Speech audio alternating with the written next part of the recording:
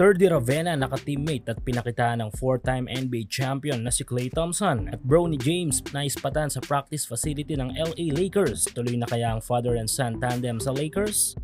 Sa pagtatapos ng 2023 at 2024 season ng papalaking liga ng mga Hapon na Japan B-League ay talaga namang napakaraming pagbabago sa mga player positions, especially sa mga Pinoy imports. Halos lahat kasi nag-part ways sa kanilang mga team, pero hindi nga ibig sabihin nito ay ayaw na nila sa mga Filipino. May sitwasyon lang talaga na kailangan mag-rebuild ng mga kupunan para sa susunod na season. So meaning malamang sa malamang ay mag-iiba lang ng kupunan ng ating ilang mga Pinoy ballers. Kanina lang ay inanunsyo ng pagpirma ni Kiefer Abena sa dating team ni Kai Soto na Yokohama, kung saan ay mas magbibigay pa ng additional boost sa pagkamada ng mga plays ng Bighorn next season. Inaasahang susunod na rin ang anunsyo ng iba pang mga Pinoy imports. Pero yung iba ay talaga namang may extra grind bago ang kanilang susunod na journey sa basketball. Sa ngayon ay mag-uumpisa na ang ating mga B-League boys sa ating national team na mag-ensayo para sa FIBA OQT. Habang ang iba naman ay sasali sa ball club representative natin sa Jones Cup. Pero ang iba naman nating mga malalaro ay mas pinili na mag-ensayo sa ibang bansa upang mas mahahasa pa ang kanilang mga skills sa laro. Numero 1 halimbawa na nga dito ay walang iba kundi si Thirdy Ravenna. Bilang first Asian import sa Japan at tumagal ng ilang season ay nag-part ways na rin sila ng team nito na San and Leo Phoenix. Part pa rin yan ng rebuilding process ng team. Pero kampante naman tayo na sa ganda ng ipinakitang season sa kanila ni Thirdy ay merong kukuwang team dito sa Japan next season. Pero ito nga at sa Amerika ngayon nag-iensayo ang Westbrook ng Pinas, kung saan ay kasama lang naman nito sa mga 5-on-5 game ay ang mga kilalang personalidad sa mundo ng basketball. At isa na nga dito ay walang iba kundi ang 4-time NBA champ at 5-time NBA All-Star at ang kaparte ng Splash Brothers ng Golden State na si Klay Thompson. Sa video nga na ito ay tila pinakitaan pa ni Thirdy si Klay nang basagin ni Thirdy ang depensa ng American player na ito.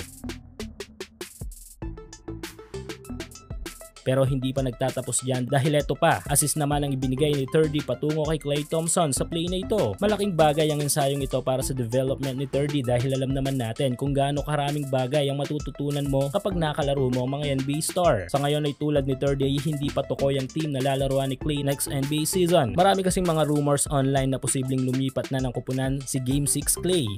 Samantala NBA pa rin tayo, mukhang lumalapit na sa katuparan ng plano ng nag-iisang King James bago ito magretiro sa laro. Bago pa man pumasok ang 2024 NBA draft ay bali-balita na kung saan man mapunta si Bronny James na kupunan sa NBA ay doon na rin pupunta ang tatay nito na si LeBron James bago ito magretiro. Kaya naman naalarma ang mga NBA teams dahil kung sakali malaking boost ang paglalaro ng father and son sa kahit anong team sa NBA. Pero tila walang balak bitawan pa ng LA Lakers ang nag-iisang hari dahil pinaplano rin ng Lakers na kuhanin si Bronny upang mag-stay na lang sa kanilang veteranong star player. Sa katunayan nito lang ay may nag-leak na video ng ensayo ni Bronny James sa kampo ng Purple and Gold.